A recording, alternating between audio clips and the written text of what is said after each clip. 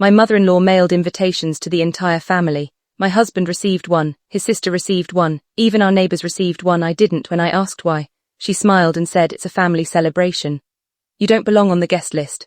I looked at my husband before he could answer. My father-in-law slowly stood up. What he said next.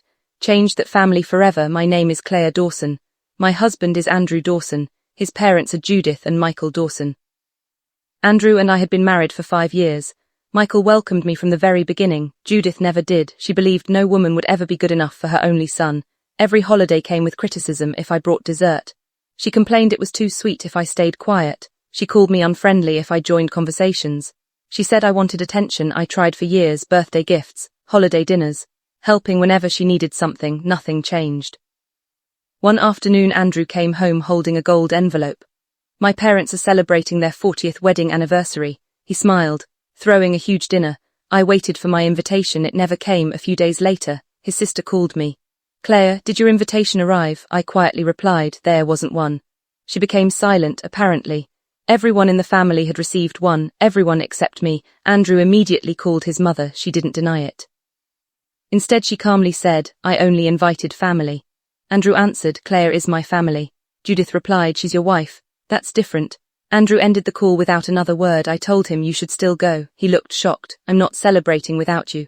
The anniversary dinner arrived. More than 40 relatives filled the banquet hall. There were flowers, music, professional photographers. One chair remained empty, mine. Several relatives whispered about it. Judith ignored every question. Halfway through dinner, she stood to make a speech.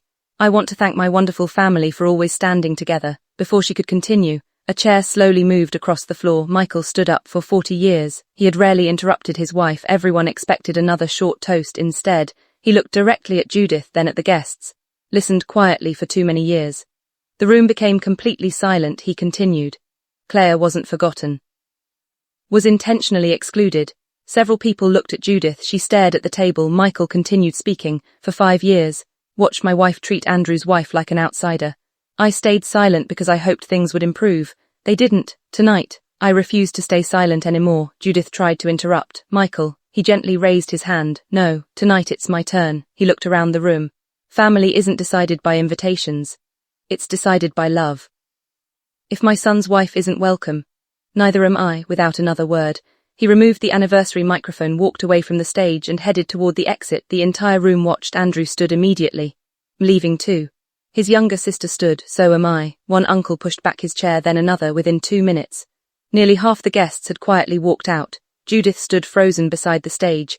The celebration she'd planned for months ended in silence. The next morning, our doorbell rang. It was Michael. He held a small photo album. I should have spoken years ago.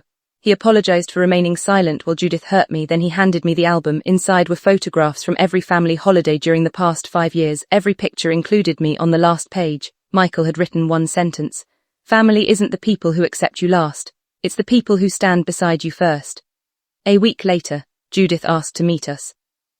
For the first time, there were no excuses. She admitted she'd spent years treating me like competition instead of family. She apologized sincerely. I accepted it, but I also told her respect isn't something you give after people earn it. It's something you choose before they have to. Months later, the family gathered again. This time, the invitations arrived together. Mine was addressed first. When I walked into the house, Judith hugged me, then smiled and said, Welcome home, Claire. Sometimes the loudest voice in a family isn't the one that talks the most. It's the one that finally decides. Silence has lasted long enough.